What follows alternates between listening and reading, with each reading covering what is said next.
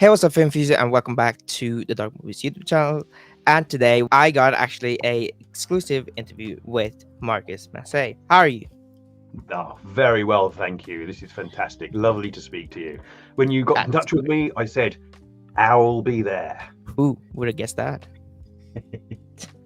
Lovely to meet you, and it's thank you so much for actually doing this with me. I never No, it's my expected it. pleasure. My first question is: did you have to audition for the role of Winnie the Pooh Blood Honey 2, or just did the race Waterfield or the casting director just straight up knew that you wanted the role, or just Well, they wanted you know?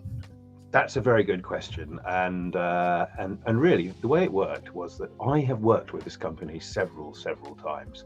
I think probably in about 14 or 15 films before this, Really? and so they knew me very well. Yes, for films such as, for example, um, The Viking Revenge, Dinosaur Hotel 2, Dinosaur Prison, Dinosaur Hotel 3, and Honey Trap, Three Blind Mice, Shockwaves. You know what? There's so many I can't even remember them all. Yeah, Okay. I'll remember them if you say them, but I've worked with them, so they know me very well, and they also know uh, what I can do and how I can deliver the part. And it was, I mean, Rhys got in touch with me. And he just said, "Al, you are Owl." So would you like to play him? Of course, I'd love to play Owl. It's fantastic. I was actually in the first film as well. It was a very small part, and I was the champagne drinking redneck in that, smashing Pooh over the head. But with Owl, of course, I've got a full face prosthetic, so there was no mix up with like, oh, it's the same actor who's playing that. So and as it turns out, it doesn't matter. So I didn't have to audition for it, but what I did do was create the character. Yeah. Because when you're given the script, you're just given. Well, you obviously learn the words, but what you have to do is you have to create the character. What's he all about? And that's a very individual thing. And the trick is to know the character in intricate detail. In the same way that if Al was actually watching the film, Right. Yeah. then Al would be happy. That so if you're playing an actual character, a living character, if somebody was to play you in a film, for example, and they were to pick up their mug like this, and if that's not the way you do it, you'd be very annoyed. You'd be going, "That's not how I do that," and that's not. And so this is the importance of doing it in intricate detail. And if you're playing a fictional character, the important thing is to give that character the same effort as if it was an actual real character. And if they're watching you, would they be satisfied with your portrayal? So you have to know everything about the character, and that's where the fun comes in. Really, the learning of the lines is, quite honestly, the most boring part of the whole exercise. It's literally sitting there reading it, and repeating it to yourself. There's no fun in that. That's just it's a boring exercise you have to do by rote. But the fun is where you create the character, you become the character, you find aspects of Owl that is inside of you. So you're not acting, you're not pretending to be Owl. What you're doing is you actually are Owl. But if you're pretending, then that just looks like artifice. It looks like indicating what Owl is feeling and doing, or it's a pretense. But we're not here to pretend. We're here to actually be the character. Because whilst the camera is rolling, people aren't interested in seeing Marcus play Owl. They're interested in seeing Owl. Just want to say that your performance as Owl just was really great. I love your portrayal, and that's also what you're talking about. Was actually bring my right next to my other question. Like, how did you balance maintaining elements of the original Owl and then also adapting a darker, scarier, adult, I guess, version of Owl? Yes, well, that's interesting because actually, in the in the books, the original version of Owl, thinks he's very wise, and all the other animals think he's very wise. But actually, the joke is that he's not at all. He's he talks complete rubbish, and that's the funny thing about Owl.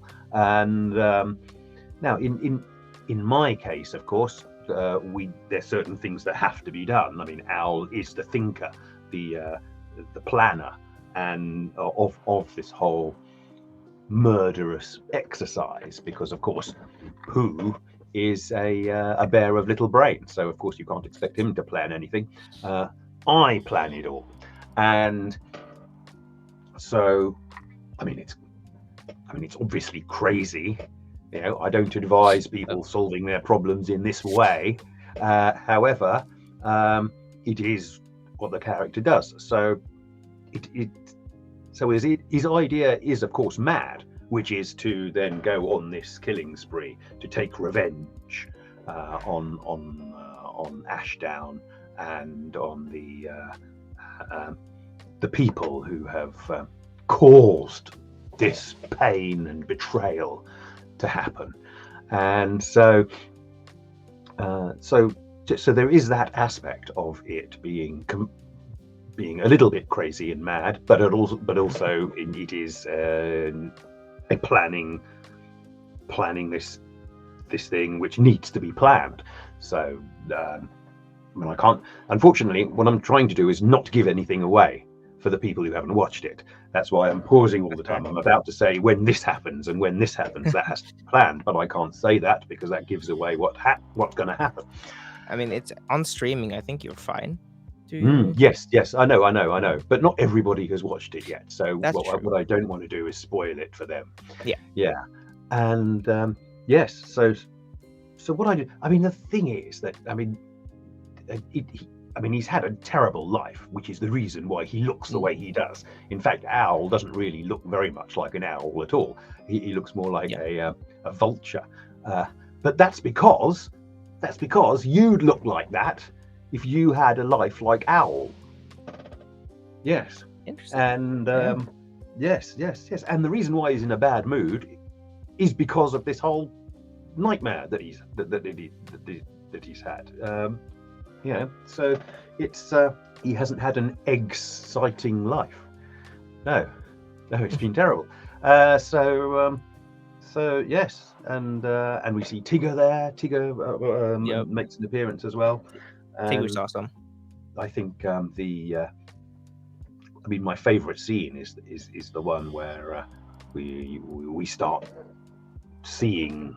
Where we start getting a hint of Tigger being there. It is the scene where I come into Owl's lair, and Pooh is sitting there, and then what I do is I say, "Okay, Pooh, this is what is happening, and we've got to do something about it, and this is what we're going to do about it." Yeah, there's nothing. I'm not giving anything away here by saying Owl is the planner, because I think we can all accept that without being a spoiler. Yeah, that is my favorite. Yeah, that's my favorite scene. Yeah, and of course the bit at the end, which is always a bit of fun.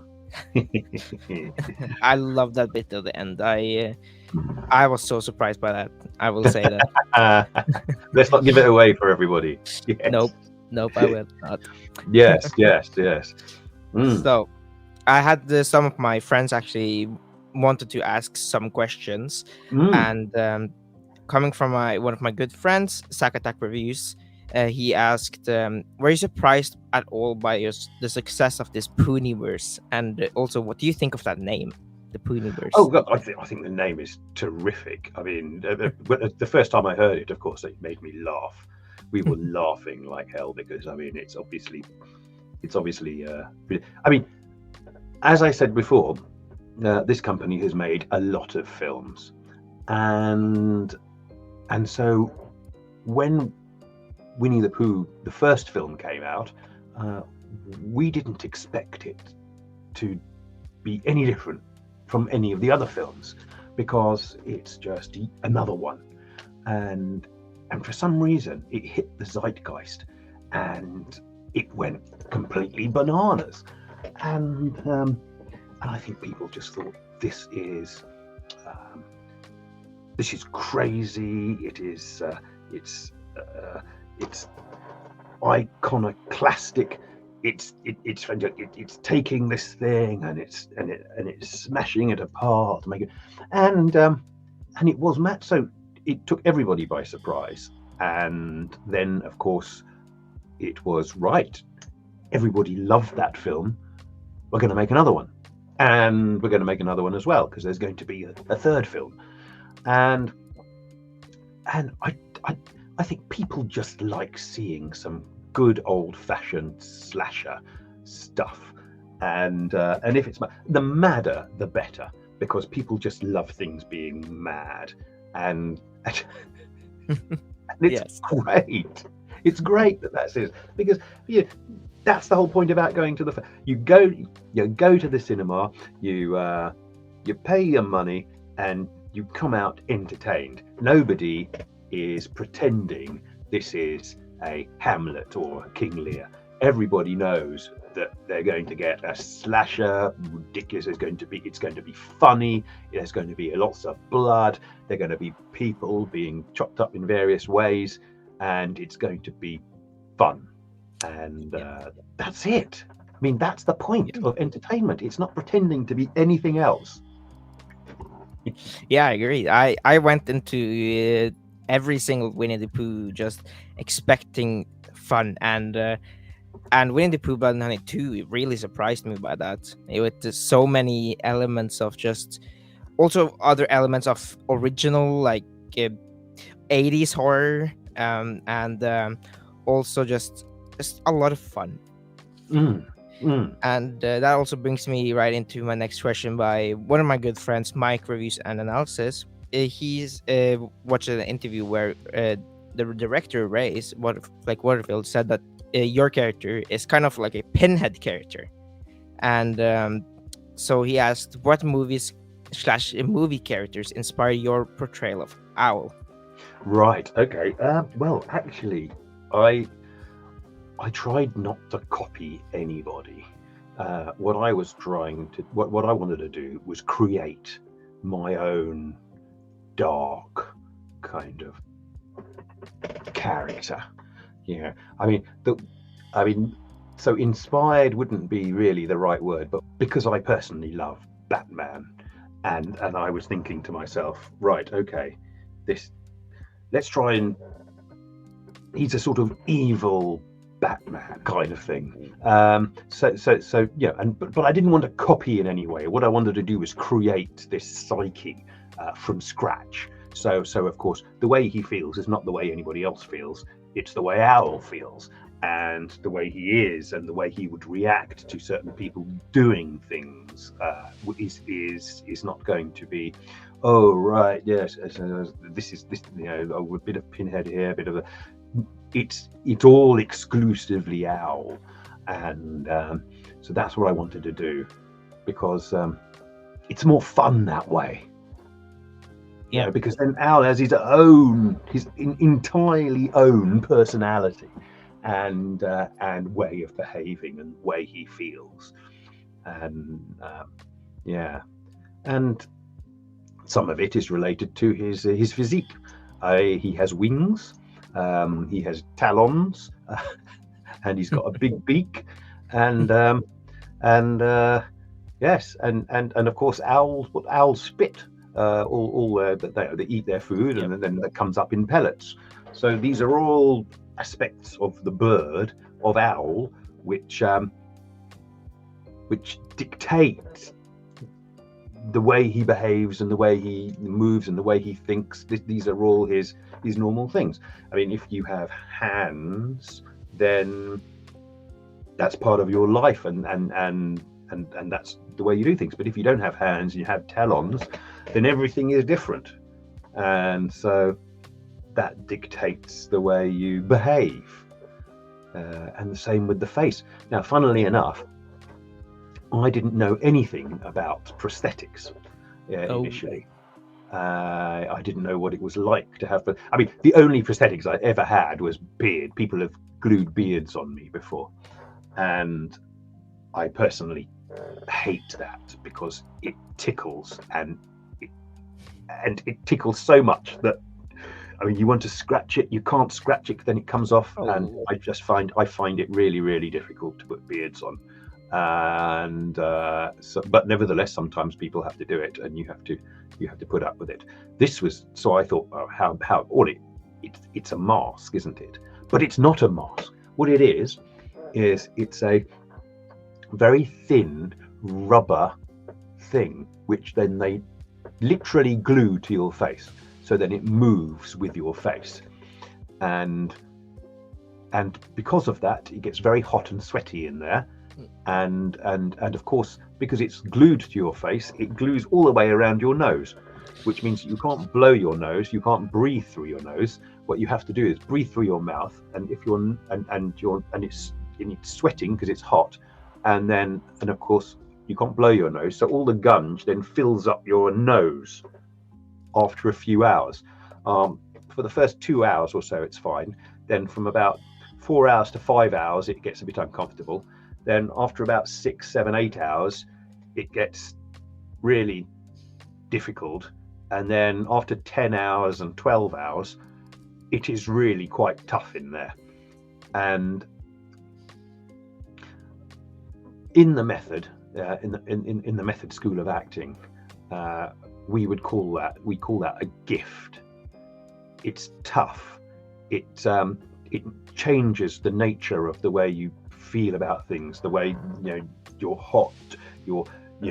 It's easy to be irritated. You're obviously with your fellow cast members, with the crew, with the makeup people. Of course, you're still yourself.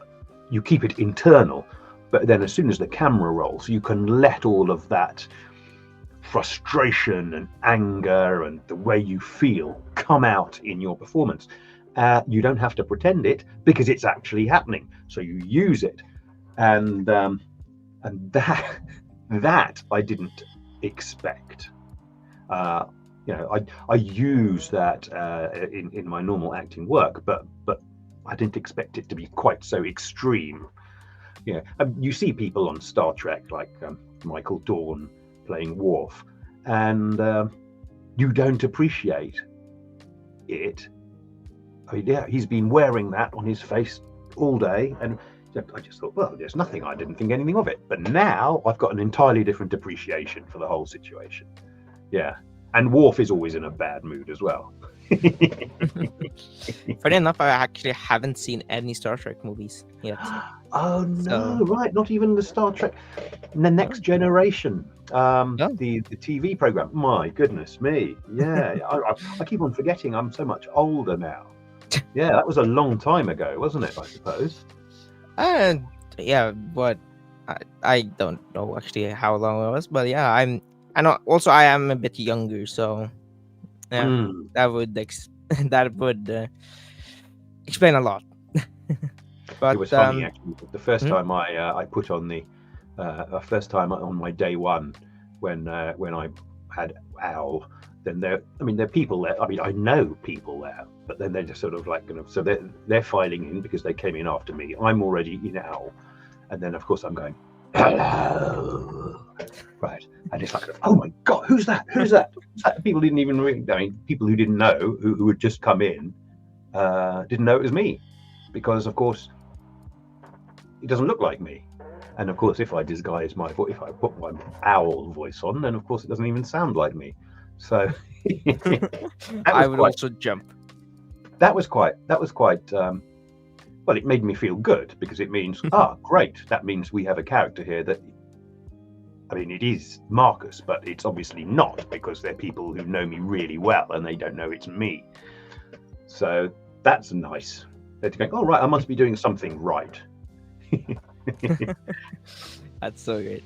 Another question here is that what's the funniest thing that happened on set for all your days, or how many days you The Yeah. funniest thing. Oh dear.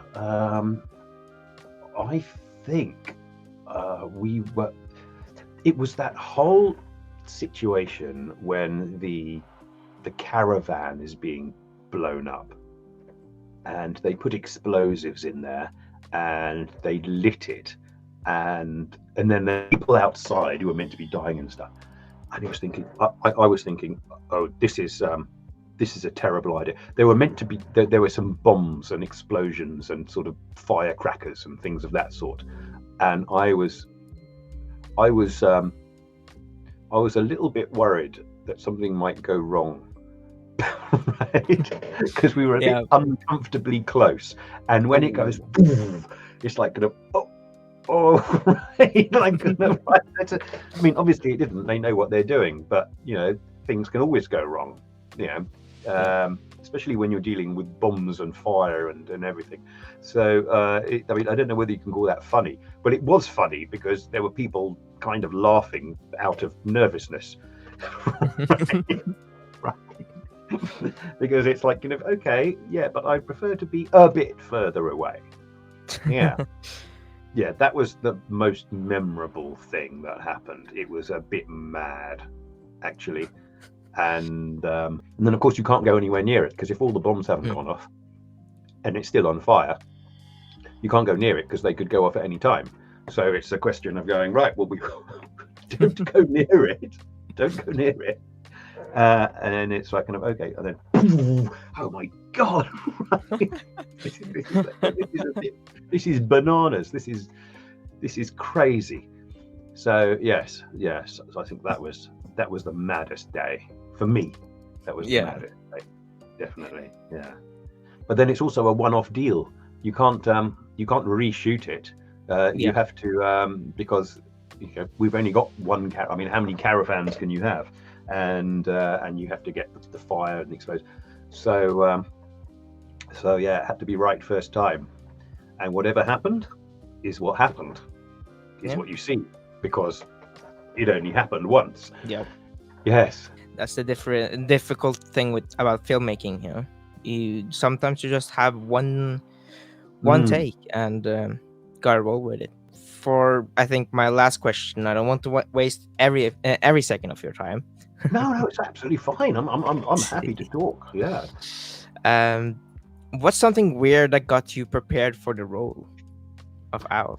Something weird. Oh, I don't know. Something weird.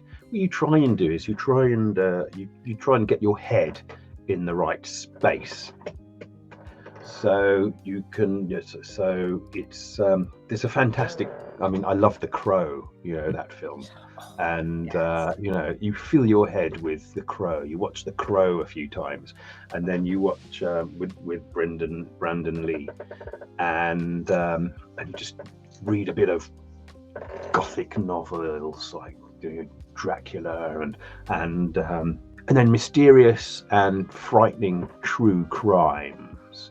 And this is not really a direct connection with the owl or the character. This is just getting your head into this sort of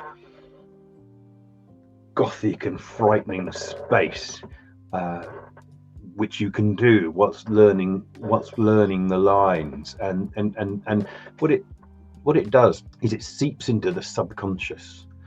So when you're then on set and then you're actually then playing the character, you're not consciously thinking about any of these things, but it's all being fed in and it's all within you, and it shows. You don't push it out, but it shows. It sort of reveals itself in some way to the audience. You know, it's all a subconscious thing, and I think that is it's another method sort of situation, really. It's putting your head in the thing and then feeling that and looking to yourself. I mean, the big problem with all these characters is that they have been betrayed and awful things have been done, and I'm not going to say what they are, but terrible things have been done. They feel that they've been betrayed by their friends. They've been let down. It's this business of the they're feeling they want to. It's not just the betrayal; it's also this fact that the hunters are coming in to the forest. They're being like all animals in the world, they're being put under stress by humans, and they have to put a stop to it. And so that's on top of the fact that they've been betrayed and terrible things have happened to them, and humans have done this. Humans are trying to exploit nature for their own profit or their own glee. But all the nature, all the plants and animals are suffering, and they've had enough of that. They're going to have to put a stop to it. They're going to have to make a stand, and either they will succeed or they will die trying. But it's better to die trying than just die anyway. And it's almost like nature fighting back of the terrible things that the humans are doing to the planet and to all the other animals. And so you just look into yourself. Everybody has been in a situation where they have been let down. They've been betrayed by somebody. They've had their heart broken, or they've been disappointed to such a degree that they just feel that they've been dragged to the bottom of the worst type of the way they feel. And so what you do is you remember those moments. You this is all in the preparation. You don't go, how did that affect me? What was it like in that situation? And this is all, again, preparation. You're feeding your subconscious with all of this, which is already within you. This is part of you. You've just suppressed it. And so when you're playing the character, you're not consciously thinking of these things, but what you have done is you have let them come out, and that's what you see. So we're going back to the same thing again. So I hope that the audience connect with Owl because they think, I felt like that before. I know how he feels. I know, he's not really evil. I mean, he is a bit, really, but he's not really evil. All he's doing is he's trying to make sense of the world from this pit of despair, and we've all been there. And so I hope to some extent people are sympathetic, even though they know that he's going about it in this terribly dramatic way. Because it's a bit broken, so yeah. That's a really good explanation of this character. Yes. Absolutely, yes, yeah.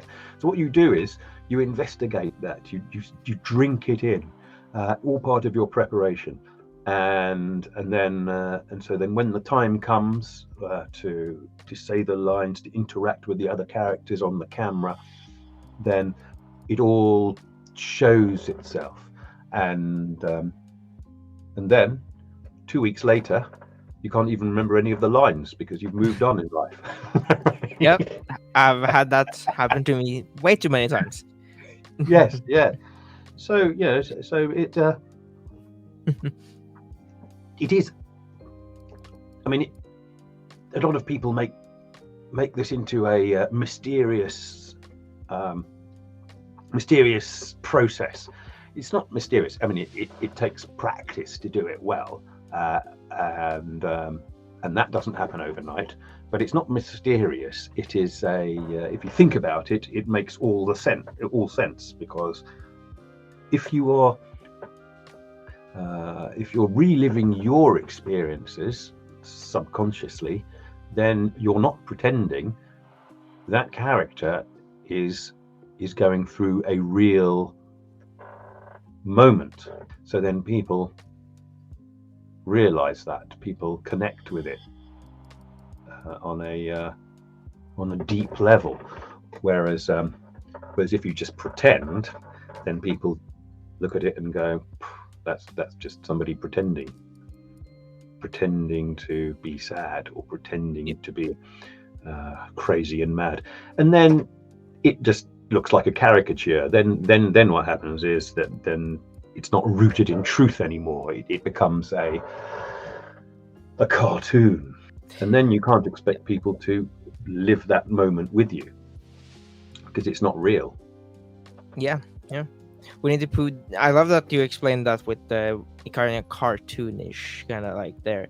Because I feel like Winnie the Pooh Blood 92 is moving towards like in almost cartoon, but way honestly better and darker, definitely darker adult cartoon if you could say that. Oh yes, Yes. yes. It's not pretending. It's being deadly serious at every moment. Okay, because that would be a bit annoying anyway. Everybody, we all know everybody's there to see blood and guts and to laugh at crazy things happening. So everybody knows that. So to do that, I mean, you're taking it serious. The situations people are going through are serious. They're taking it seriously, but some of the things happen are obviously ridiculous. But then, why are you in the cinema watching a slasher film if you don't? Yeah, yeah. This is not what happens in real life. Yes, that's why you're there. Yes. So everybody's deadly serious, but also, it's ridiculous things. And I was in a film once where this was many years ago. It's a great film, actually. It's called Bunny the Killer Thing. And I spent a month in Finland in January, where it was minus 35 degrees. It's ridiculously cold. So cold that your breath freezes on your face when you breathe out. And there a police car blows up. It goes over the edge of the cliff and then blows up. And it's like, why does it blow up? Cars don't blow up for no reason. And the only reason why it blew up was because they had these explosives, and it was, oh right, well, we're not going to use them. And it's like, we brought them here. We're not going to take them home, and I don't think you're even allowed to take them home because it's like you're not allowed to have explosives. Yeah. So it's like so we might as well blow them up. And if you're going to blow them up, then you might as well blow them up on camera. So this police car goes over, lands there, and then it just goes bang. It's like why did that happen? It's because we had spare explosives and we had to use them because you're not allowed to take them home. So so yes, why not? Are there any other memorable moments you have from other movies, except from these?